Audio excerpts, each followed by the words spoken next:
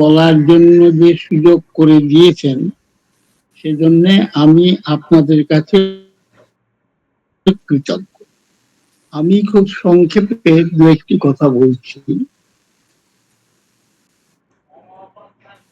মহামহোপাধ্যায় গোপীনাথ কবিরাজ কত বড় পণ্ডিত ছিলেন, কত বিষয় জানতেন, এসব নিয়ে কিছু বলার ধৃষ্টতা আমার নেই। তবে আপনাদের এই সংস্কৃত সংস্থানটি বিশেষ করে আমাদের ছাত্রদের, অর্থাৎ সংস্কৃতের ছাত্রদের বা ইন্ডোলজি বা ভারততত্ত্ব বিষয়ক বিষয় অধ্যয়নকারী ছাত্রদের যে অত্যন্ত ভালো, তাদের অনেক উপকার করছে বিষয়ে সন্দেহ নেই। কারণ সংস্কৃত না জানলে আমাদের ভারতীয় সংস্কৃতিকে বোঝা যাবে, ভারতীয় ইতিহাসকে জানা যাবে না, ভারতীয় দর্শনকে জানা যাবে না। কেন? যেই সব কারণে লোকে ভারতকে বিশ্ববাসী একটা মর্যাদা আসন দিয়ে থাকে। পাণিনির নাম সবাই জানেন, শঙ্করাচার্যের নাম সবাই জানেন, গৌতমের নাম সবাই জানেন। তো বিভিন্ন সময়ে বিভিন্ন অনুষ্ঠান ওয়ার্কশপের মাধ্যমে আপনারা বিভিন্ন বিষয়ের উপর বক্তৃতা আয়োজন করেছেন। মান্য পণ্ডিতেরা, আমি না, অনেক মান্য পণ্ডিতেরা এখানে ভাষণ দিয়েছেন, আমি শুনেছি। এবং ছাত্রছাত্রীরা যে অত্যন্ত সমৃদ্ধ হয়েছে, এমনকি আমাদের মতো অধ্যাপকরাও কিছু কিছু নতুন কথা জানতে পেরেছেন, এটা স্বীকার করতে আমার কোনো দ্বিধা নেই। তো আমি আপনাদের সর্বাঙ্গীন সাফল্য কামনা করছি এবং প্রার্থনা করছি যে আপনাদের এই সংস্থান শতায়ু হোক, ক্রমশ এগিয়ে চলুক এবং জ্ঞানের প্রদীপ উজ্জ্বল থেকে উজ্জ্বলতর ভাবে প্রজ্বালিত করুক। আর এখানে আমি শেষ করছি, কারণ শ্রীহর্ষ বলেছেন মিতঞ্চ সারঞ্চ বচহি বাগ্মিতা।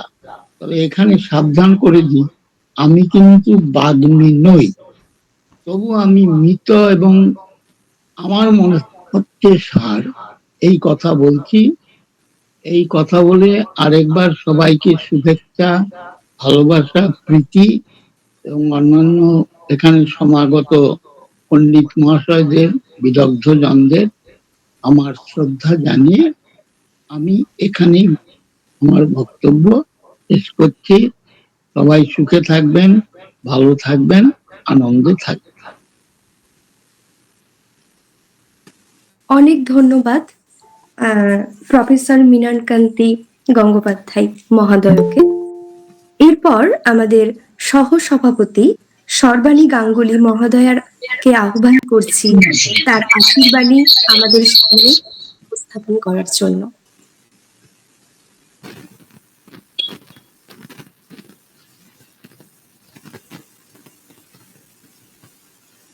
ধন্যবাদ। মহামহোপাধ্যায় গোপীনাথ কবিরাজ সংস্কৃত সংস্থানের আজকে প্রথম জন্মদিন। আজ আমাদের অত্যন্ত আনন্দের দিন। একটি বছর ধরে পায়ে পায়ে আমাদের ভালোবাসার এই প্রতিষ্ঠানটি খুব সুন্দরভাবে অগ্রসর হচ্ছে, দেখে খুব ভালো লাগছে আমাদের।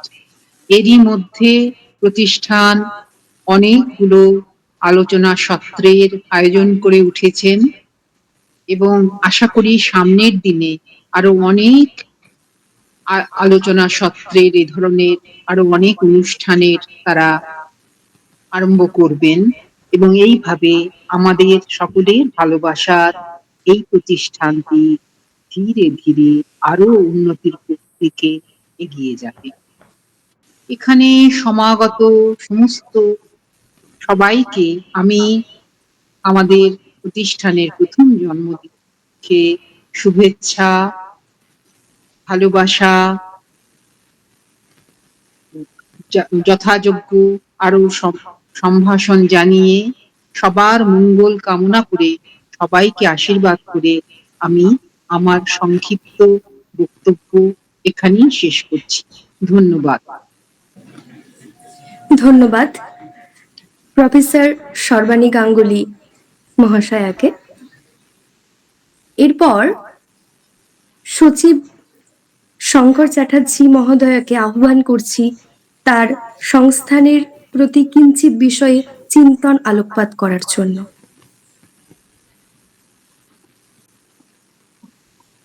নমস্কার। প্রথমেই আমি আমার গুরুদেব দ্বয়কে সশ্রদ্ধ প্রণাম জানাই। হরে কৃষ্ণদা আছেন, ওনাকে আমার সশ্রদ্ধ নমস্কার। সকলের প্রতি আমার স্নেহ, ভালোবাসা এবং অত্যন্ত আন্তরিক শুভেচ্ছা। আজ আমরা 1 বছরে উপনীত হলাম, অর্থাৎ খুব আগের বছর এই দিনটিতেই আমাদের সংস্থান অফিসিয়ালি রেজিস্টার্ড হয় এবং এই 1 বছরের মধ্যে আমরা যে আজকে সমস্ত রাজ্য জুড়েই শুধু নয়, গোটা দেশ জুড়েই একটি বিশেষ নামের অধিকারী হতে পেরেছি, তাতে আমি সমস্ত গুরুজনদের, সমস্ত শুভানুধ্যায়ীদের আমি সশ্রদ্ধ প্রণাম নমস্কার জানাই। আমরা আজ পর্যন্ত যেটুকু এসেছি সেটি অবশ্যই গুরু কৃপা ছাড়া কোনো কিছুই হতে পারে না। সুতরাং গুরু কৃপা হি কেবলম, এই সূত্র, যদি এটিকে আমরা সূত্র বলি, সেই সূত্র বলেই আজকে আমরা এই জায়গায় উপনীত। আমার বিশ্বাস ভবিষ্যতে আমরা আরো অনেক কাজ করার সুযোগ পাব এবং ভারত তত্ত্বের যে প্রচার এবং প্রসারে আমরা ব্রতী হয়েছি সেটি ভারতবাসী নিজ মনে অত্যন্ত অভিনন্দনের সঙ্গে আমাদেরকে কাজ করতে আরো সাহায্য করবেন এবং এগিয়ে নিয়ে যাবেন। সুতরাং আমরা যেন ভবিষ্যতে ভারত তত্ত্বের, ভারতবর্ষের সেবায়, ভারত তত্ত্বের আলোচনায় ব্রতী থাকতে পারি, সেই শুভকামনা সকলের কাছে প্রার্থনা করছি। সকলেই আমাদেরকে আশীর্বাদ করুন যাতে আমরা এগিয়ে যেতে পারি। নমস্কার। ধন্যবাদ সচিব মহোদয়কে। এরপর সংস্কৃতির মূল অনুষ্ঠানে আমরা ফিরে যাচ্ছি। এখন আমাদের মধ্যে একটি ছোট্ট শিল্পী ঐশানী হালদার, একটু বলে নি, দেখতে আমরা অত্যন্ত আপ্লুত যে শিশুরাও এখন সংস্কৃতি চর্চাকে অত্যন্ত মানসিকতা এবং আনন্দ সহকারে যেভাবে বয়ে নিয়ে চলেছে, ভারততত্ত্বের প্রকাশের দ্বারাও আজকে ব্রতী হচ্ছেন। আমাদের 5ম শ্রেণীর ছোট্ট ক্ষুদ্র শিল্পী একটি প্রচলিত গানের দ্বারা উপস্থাপিত করবে আমাদের সামনে। শুনে নেব তার কণ্ঠে।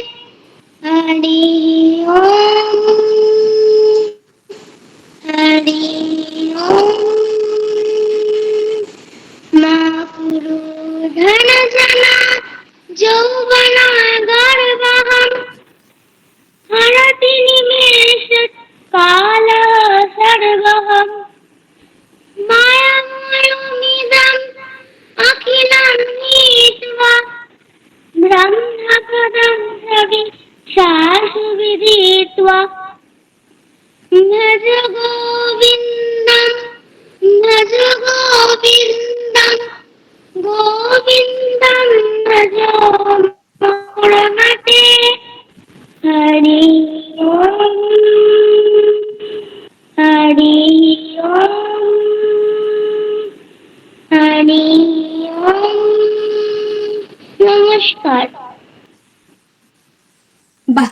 সুন্দর তার কণ্ঠে আমরা একটি গান শুনলাম।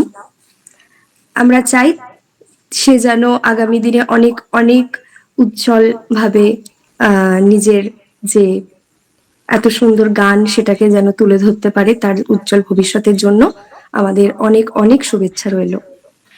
এরপর আমাদের সামনে মহোদয় সৌগত ঘোষ কিছু বক্তব্য রাখার জন্য অনুরোধ জানাচ্ছি।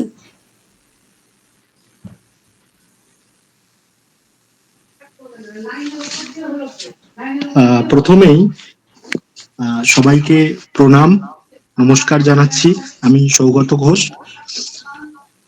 এখানে উপস্থিত সবাইকে আমার নমস্কার জানিয়ে আমি দু এক কথা বলার চেষ্টা করছি। সর্বপ্রথমে আমি ধন্যবাদ জানাতে চাই এই মহামহোপাধ্যায় গোপীনাথ কবিরাজ পরিষদের কর্ণধার প্রফেসর শঙ্কর চ্যাটার্জি মহোদয়কে, যিনি চিরঞ্জীবী ও ভারতজয়ী এক ব্যক্তির স্মরণে এই পরিষদ নির্মাণ করেছেন। কারণ আজ বাঙালি গোপীনাথ কবিরাজকে বিস্মৃত হয়েছেন। সেই বিস্মরণকে কাটিয়ে পুনঃ ভারত জয় করার স্বপ্নে আমরা ব্রতী হয়েছি। আর এই ভারত জয় কেবল কারো একার নয় তো, আমাদের সমগ্র ভারতবাসীর। গোপীনাথ কবিরাজকে চলমান পুস্তকালয় বলা হতো, অর্থাৎ ওনাকে জানার জন্য দরকার ধৈর্যের এবং অধ্যাবসায়ের।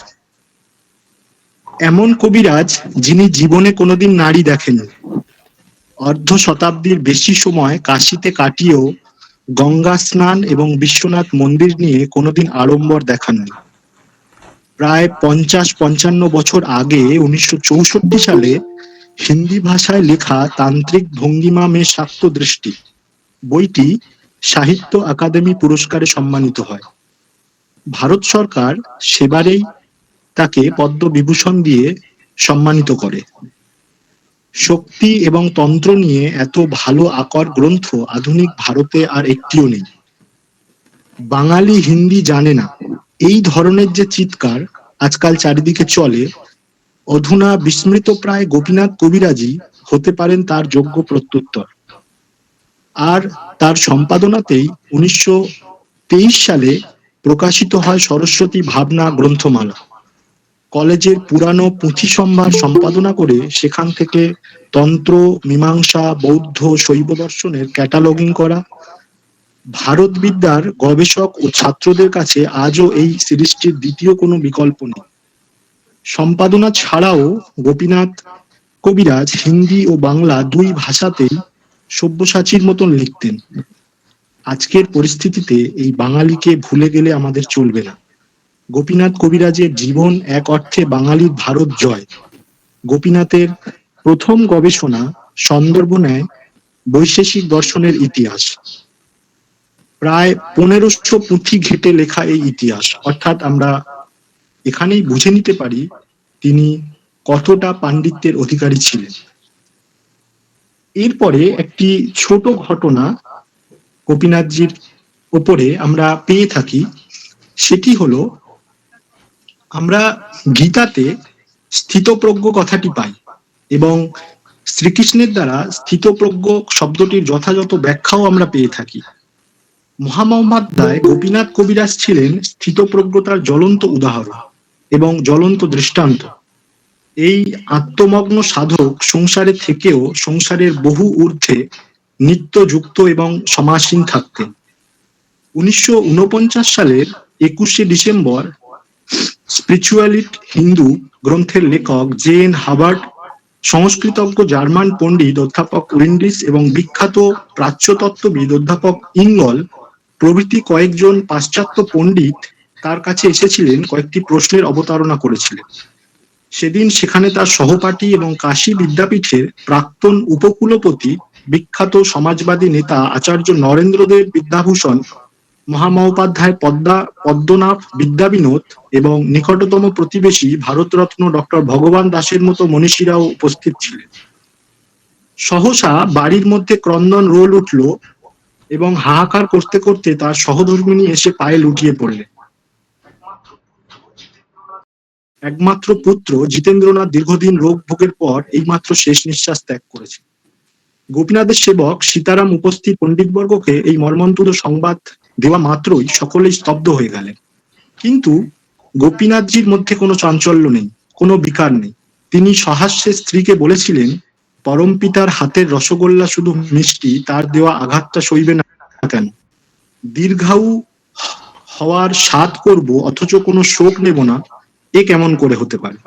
এই বলে তিনি স্ত্রীকে হাত ধরে বাড়ির ভিতরে রেখে এসে পুনরায় যথারীতি প্রবচন করতে উদ্যোগী হয়েছিলেন। সকল পণ্ডিতের চোখেই তখন জল। অধ্যাপক উইন্ডিজ অশ্রুরুদ্ধ কণ্ঠে বলেছিলেন, আপনি কি পাথর? আপনি স্থিতপ্রজ্ঞ হতে পারেন, আমাদের পক্ষে এই পরিস্থিতিতে আর কিছু শোনা সম্ভব নয়।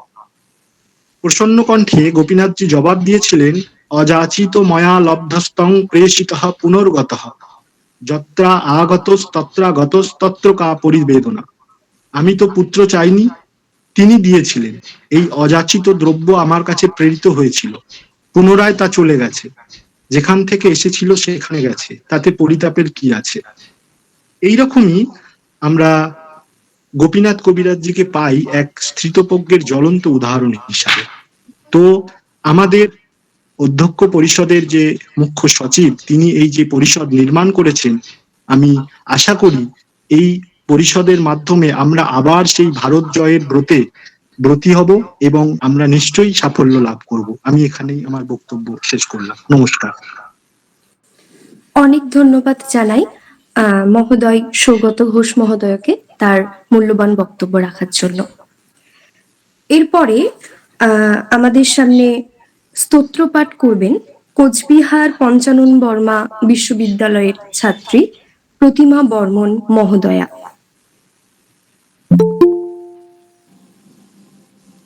सर्वेभ्यः नमो नमः, गुरुभ्यः नमो नमः। अहमस्मि प्रतिमा वर्मण, कोच्बिहार पञ्चनन वर्मा विश्वविद्यालयस्य स्नातकोत्तर तृतीयशास्त्रस्य एका छात्रा। इदानीम् अहं स्तोत्रपाठं करोमि। ॐ श्री परमात्मने नमः। श्री शंकराचार्य विरचितं चरपट पंचारिका स्तोत्रम् दिनमपि रजनी सायं प्रातः शिशिरवसन्तौ पुनः आयातः कालः क्रीडति गच्छत्यायस्तदपि न मुच्यति त्याशावायु। भज गोविन्दं भज गोविन्दं भज गोविन्दं मूढमते प्राप्ते सन्निहिते मरणे नहि नहि रक्षति दुःप्रियकरणे। अग्रे वह्नि पृष्ठे भानु रात्रौ चिबुक समर्पितजनु। करतल भिक्षा तरुतल वासस्तदपि न मुञ्चत्याशापाश। भज गोविन्दं भज गोविन्दं भज गोविन्दं मूढमते प्राप्ते सन्निहिते मरणे नहि नहि रक्षति दुःप्रियकरणे। यावद् वित्त उपार्जन शक्तस्तावत् निज परिवार रक्तः। पश्चात् धावति जर्जर देहे वार्तं पिच्छति कोऽपि न गेहे। भज गोविन्दं भज गोविन्दं भज गोविन्दं मूढमते प्राप्ते सन्निहिते मरणे नहि नहि रक्षति दुःप्रियकरणे। जटिला मुण्डी लुञ्छितकेश काषयं वारा बहुकृतवेष। पश्यन् यज्जन पश्यति लोक हृदयनिमित्तं बहुकृतशोकः। भज गोविन्दं भज गोविन्दं भज गोविन्दं मूढमते प्राप्ते सन्निहिते मरणे नहि नहि रक्षति दुःप्रियकरणे। भगवद्गीता किञ्चित् धीता गङ्गा जललवकणिका पीता सकृदयापि यस्य मुरा समर्चा तस्य यामः किं कुरुते चर्चां भज गोविन्दं भज गोविन्दं भज गोविन्दं मूढमते प्राप्ते सन्निहिते मरणे नहि रक्षति दुःक्रियकरणे अङ्गं गलितं पलितं मुण्डं दशनविहीनं जातं तुण्डं वृद्ध याति गृहीत्वा तमपि न मुञ्चति शापिण्डं भज गोविन्दं भज गोविन्दं भज गोविन्दं मूढमते प्राप्ते सन्निहिते मरणे नहि रक्षति दुःक्रियकरणे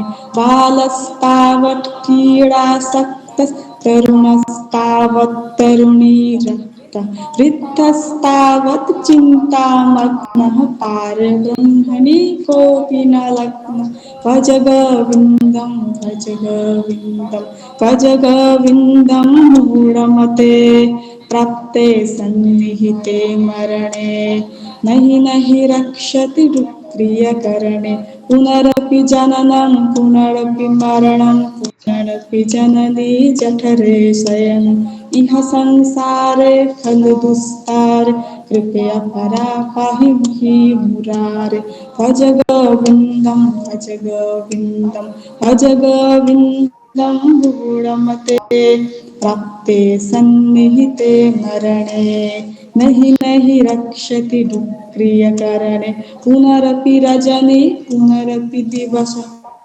पुनरपि पक्षः पुनरपि मासः पुनरपि अयनं पुनरपि वर्षं तदपि न मुञ्चत्याशामर्षं भज गोविन्दं भज गोविन्दं भज गोविन्दं मूढमते प्राप्ते सन्निहिते मरणे नहि रक्षति दुःक्रियकरणे वयसि गते कः कमुदिकरः शुष्के नीरे कः कासारः नष्टे द्रव्ये कः परिवारः ज्ञाते तत्त्वे कः संसारः भज गोविन्दं भज गोविन्दं भज गोविन्दं मूढमते प्राप्ते सन्निहिते मरणे नहि रक्षति दुःक्रियकरणे नारिस्तानाभरणविनिवेशं मिथ्या माया मोहावेशम् एतत् मंसवसादिविकारं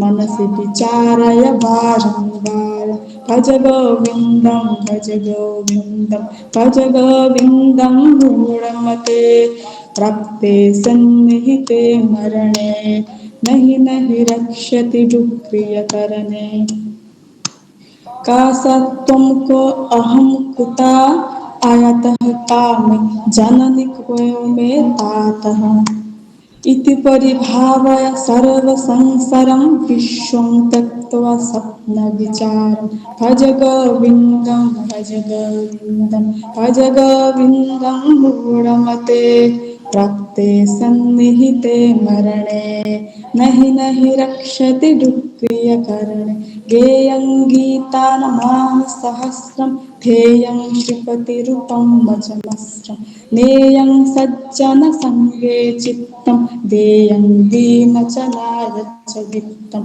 भज गोविन्दं भज गोविन्दं भज गोविन्दं मूढमते प्राप्ते सन्निहिते मरणे नहि रक्षति दुःक्रियकरणे यावज्जीवा निवसति देहे कुशलं तावत् पृच्छति गेहे गतवति वायु देहा अपयं भार्या विपत्ति अस्मिन् कार्ये भज गोविन्दं भज गोविन्दं भज गोविन्दं मूढमते प्राप्ते सन्निहिते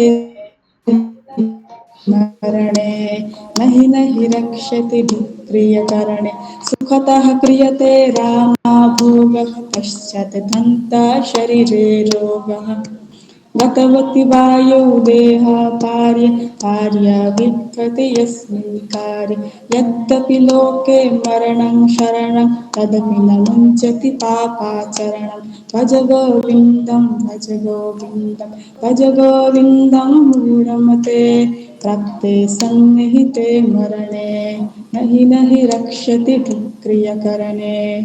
धन्यवाद। খুব সুন্দর প্রতিমা বর্মন, ধন্যবাদ তোমাকে। এরপর বিশ্বভারতী বিশ্ববিদ্যালয়ের অধ্যাপক প্রফেসর হরেকৃষ্ণ মিশ্র মহোদয়কে আহ্বান করছি তার ভারততত্ত্বের কিছু কথা শোনার জন্য। আমরা খুবই উদ্বিগ্ন এবং সেই সাথে তার শুভেচ্ছা বাণীও বিষয়ে আমাদের কিছু শোনাবেন তিনি। তাই উনাকে আমরা অনুরোধ করছি তিনি যেন তার দৃষ্টিভঙ্গি আমাদের সামনে তুলে ধরেন।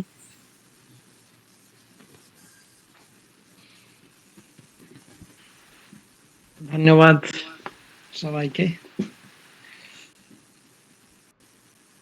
আজকের এই মহামহোপাধ্যায় গোপীনাথ কবিরাজ সংস্কৃত সংস্থানের সংগঠক শঙ্কর